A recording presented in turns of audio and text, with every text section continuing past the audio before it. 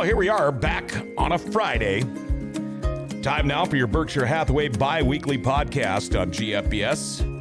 And back in the studio again, our realty expert, John Brodeen. How are you, John? Back again. I'm good. Back again, man. How's the week going for you? Good. Thanks for having me in here. I know on Monday you said you were busy.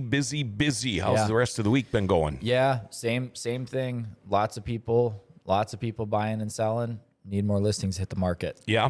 What's what is your how many houses are out there for sale now? Oh gosh. Your inventory was the word I was looking for. Last time I checked was like right in like the 150 to 155 mark in Grand Forks, and that includes all the houses that are subject to a home sale contingency and a inspection contingency. Okay. So usually, like right now, I think right around like high 20s, like 27 to 30 are contingent upon a home inspection right now. Okay. Oh. So that 155 number is less than, the ones that are actually available is actually less than 155. And that's after like 15 new twin homes just hit the market recently. Okay. That are going to be built this summer. So low inventory. If you're thinking about selling, you can make a lot of money if you call me right now. What would average inventory be if this is considered low inventory? Well, if we would have looked like 2 years ago, over 300. Oh, wow. Yeah. Okay, so it's like half 50% of what it was. Exactly. Okay, now I would imagine with interest rates being so low this last year, now is the time to buy.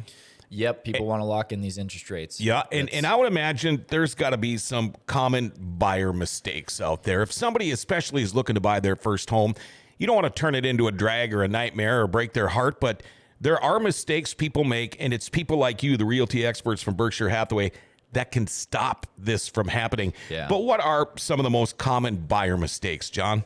So the most common buyer mistakes, and the people who are, like you always talk about, the people who are the most prepared to get in touch with us the earliest are less likely to make these mistakes. And the more that they rely on our advice, the less likely these mistakes are to happen.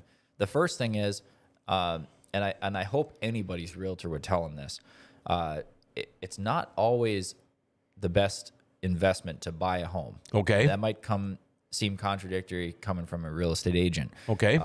And I don't make any money if people rent houses, but I also don't want people to lose money because they bought a house when they shouldn't have. Sure. If you're only going to live in a house for 2 years, it's much riskier to decide to buy instead of rent. Sure, you could get lucky. The market could do great, and you could make some money in 2 years. But the chances of the market going up are less if you're not in it for as long. Okay. The other thing is you're not going to pay off your mortgage very much, in a very short amount of time, unless you're putting a bunch extra into it. So time is the key. If you're not going to plan to live in the home for like 4 or 5 years, and that's a little on the conservative side, but that's what I like to tell people, you're probably safer deciding to rent instead of buy. Okay. There are a couple exceptions. If you plan to like really fix up the property, if you're buying kind of an unattractive, rundown property that doesn't appeal to very many people, and then you completely fix it up. The key here is to completely fix it up. Right. Then you could probably do well in 2 years. But notice how I said completely fix it up. If you buy an unattractive property that needs a lot of work and you only do half of it, it's still going to be unattractive to most buyers. Sure. So either go all the way or don't go any of the way on that sort of thing. So yeah, if you're not going to plan to live in the house for 4 to 5 years, it is safer to rent. If your agent won't tell you this, they just want to make a quick buck off of you, and they don't care about your financial situation. So I always tell people that because when I have a client, it turns into kind of a long-term relationship. They're going to call me when they need to sell it, and I don't want to tell somebody that, this is the best idea ever for you to buy a house right now. Right. And then in 2 years when they call me to sell it, I've got to tell them, well, hey, the market hasn't changed. You barely paid off any of your mortgage. You put a low down payment down, and now you got to write a check to get out of it. It's the last thing I want somebody to have to do. So it's not always the right decision to buy. But if it is the right decision to buy, if you're going to live in it for, over that amount of time, it is probably going to be the right decision to buy, as long as you can maintain and take care of it. Sure. So that's going to be the first biggest mistake, is buying when you should have rented. Okay. And I'm one of the realtors that will tell you that. The next biggest mistake, probably the most common mistake, is shopping for a house before you shop for a mortgage. Yeah. Okay. You've heard me say this one a Yes. million times. So you need to have your lender, all that stuff taken care of before you shop. Yes. Reason for that is if you start shopping for a house and the perfect house hits the market, and it's attractive, especially in this market, if you're not even pre-approved yet, somebody else who is pre-approved is also going to find it attractive, and they're going to buy it, and you're not even going to have a Absolutely. chance at it. And Yeah. now you've waited for the perfect house to come up, and then you weren't even able to take advantage of the opportunity. Kind of a don't count your chickens before the eggs hatch. You got to Exactly. make sure you have the money. Yep. And then the emotional side of this that really sucks for buyers is you could end up looking at homes in a price range that you're not approved for, and that's going to completely ruin the whole experience for you because you've got your hopes up, you've imagined yourself living in a certain type of home, and then turns out you've got to move down. Like, let's say you've been looking at all these $400,000 homes that have all these features, and maybe you miscalculating something in and you think you can afford it and you can't, and then when you find out what you actually can afford, you're looking at $300,000 homes, which are beautiful and nice, but they might not seem beautiful and nice to you if you've been looking at $400,000 homes this whole time. And now this whole exciting experience of buying your new home is not so fun and exciting and disappointing. So that's super disappointing. I never want buyers to go through either of those things, losing the perfect house that hits the market, or having to change your expectations. And you know, I would imagine that happens a lot. Yeah. You know, people, they have their visions of grandeur and their dream homes. And then you realize we just don't really have the means for that. Yeah. So maybe, and again, getting back to talking to you guys early. Yep. That way, you're not probably going to get your heart broke. You're gonna sit down with these people and say, look, we have to be realistic here. Yep. This is what you can do. Yep, exactly. And then, if they start shopping in their own price range, they're going to know a beautiful home when they see it, and they're going to know a house that, you know, maybe is overpriced when they see it. So knowing that's critical to your sanity, to the whole experience, it's super important. Shop for a mortgage before you start shopping for a house. The other thing that a mistake somebody could make is thinking that they're saving money by not getting their own realtor. So if you're buying a home and you buy any of the houses listed on the market, you are entitled to having a realtor represent you on your side, your own realtor who you get to pick, and it's not going to cost you anything at closing. On Wednesday, we talked about closing costs. On the buyer side of closing costs, realtor fees are not in there. They're on the seller side. Every seller that's selling, that's on the market in Grand Forks, has already agreed to pay whichever agent brings in the buyer their commission. That's how we get paid.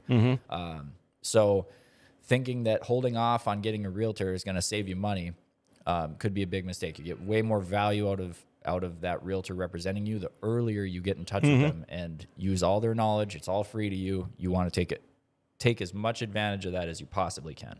And you know, the old saying, because I used to be tight, I wouldn't spend the extra money on something that I knew was better. Yeah. But you pay for what you get. Yep. And that is why you realty experts are so important. Yeah. I mean, there's a lot of things that could go wrong. Yeah. All right. Any more common buyer mistakes? So it is more common for a buyer to kind of find their agent by accident, whereas sellers are more likely to ask for referrals, do research, interview multiple agents. So, you know, it's not, I mean, the buyer agent's duties aren't quite as complicated. It's not quite as high stakes, but you still don't want to find your agent by accident and end up with an agent who, you know, where you're not getting as good a service. You're not happy with when it's all said and done. Yeah. And so some ways that people end up, you know, getting in with an agent that they maybe wouldn't want to work with is just calling the name on the sign to ask for a showing, and then they end up this agent starts showing them all their houses, and they never really pick this agent. They know anything. They don't know anything about Just it. kind of stuck with them. Yeah. Or another place where buyers might meet agents is at open houses. You know, the agent hosting the open house, they're doing that so they can meet buyers. But you still want to make sure the agent that you pick and that you work with is, you know, a full-time agent. You want to read their Zillow reviews or their online reviews, you know, ask for recommendations. Definitely make sure they're full time. You might not realize this person you met has a full time job, so they can't show you houses during the day, right, or that they're not even able to respond to your text during the day. And in this market, that could cause you to miss out on absolutely. On a house. And so it's a good thing when you're looking for an agent, find 3, 4, 5, 6 of them and interview them. Sure, just like you would if you're looking to hire somebody to work in your company. Yep. And ask for recommendations. Look at their reviews online. It's make sure it's somebody that you're comfortable with. Make sure it's somebody who you trust. That's going to be the biggest thing. And then this happens a lot is you don't want to let your emotions run too high and kind of dictate everything you're doing through the home search.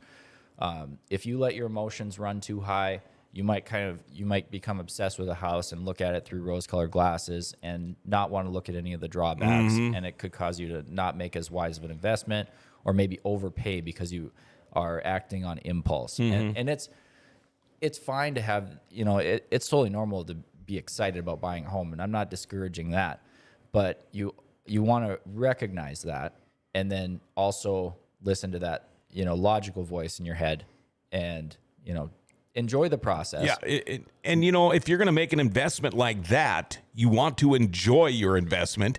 Yeah. You don't want to buy the house and all of a sudden you can't afford it. Yeah. Exactly. You still have to live, even though you're making your mortgage payments, you still have to live. So people really need, and I could see how, that could really be a buzzkill in a short amount of time.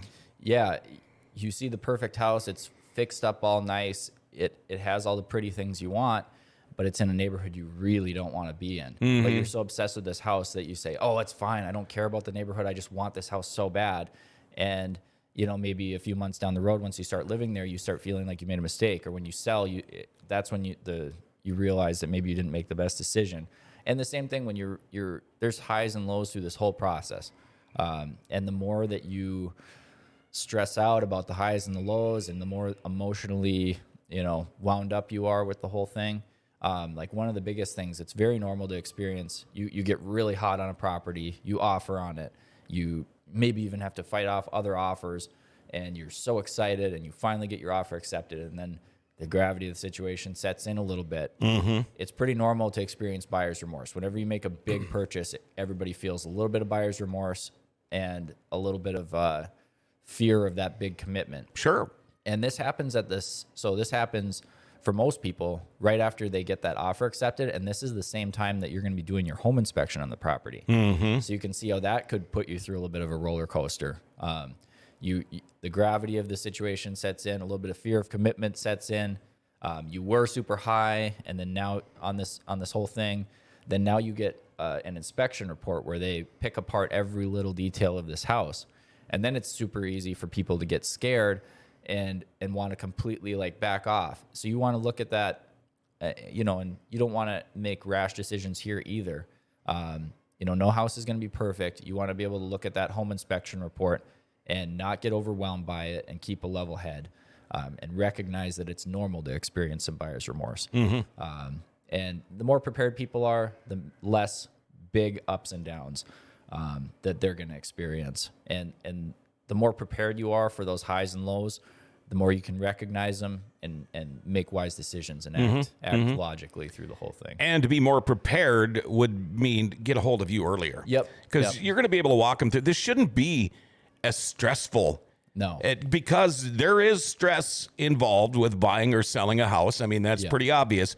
But you can control how much if you're prepared.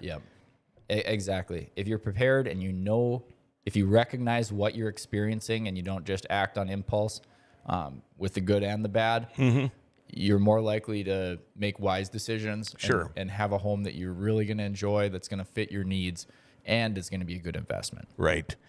Man, I learned a lot again today, John. Yeah. That's good. Any other ones? I don't want to cut you off here. I'm trying to think. These are really the most common ones.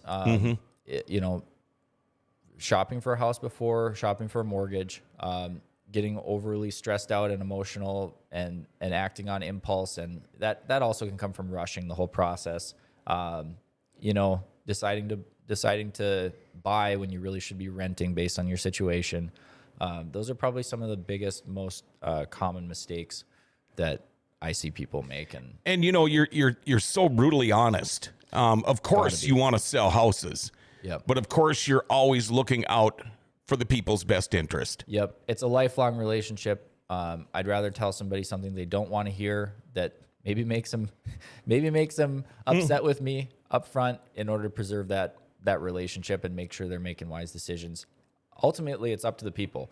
I just my job is to make sure that they understand all the things all the consequences and benefits and everything they might not know about the decision they're making. And then they make the decision. Yeah. There's a lot of people out there that don't like to hear certain things, like you said, but these are also the same people that 2 years down the line or down the road are going to be going, you know what? I'm glad we had that talk because he was absolutely right. You're a realty expert. You know this stuff. That's why people need to get a hold of you. Yep. That's going to pay off for them. And it makes me happy when I'm glad that I had a certain conversation. And then when I come to sell the house 7 years later, I can bring the good news and say, hey, this was a great investment for you. You're going to get this much out of it. You're going to be able to get what you want in your next house. It's a good feeling. Right. How does somebody get a hold of John Brodeen? 701-213-5428. That's my cell phone number. Call or text me. And do it soon. Yes. If you're looking to buy or sell, don't do it yourself. All right. And even if you're not looking for a house until fall, now's the time to get a hold of him. Absolutely. John Brodeen, he is the realty expert from Berkshire Hathaway. And you know what? If you purchase a house from John and you want to do a little tweaking to it, get a hold of Executive Properties because these guys can do everything. All types of commercial and residential work. Doors, siding, concrete, cabinets, trim, tile, kitchen, bathrooms. I think you get the picture. But spring is coming and they're going to be booked. Over 30 years experience, these guys are good. Get a hold of them, 701-330-1273 or go to executiveproperties.org. And you can check out their reviews on Facebook and Google too. John Brodeen, again, thank you for coming in. Have yourself a great weekend. You too, John. Thanks. And until next Wednesday, you all have yourself a great weekend too. And keep it tuned here, GFBS.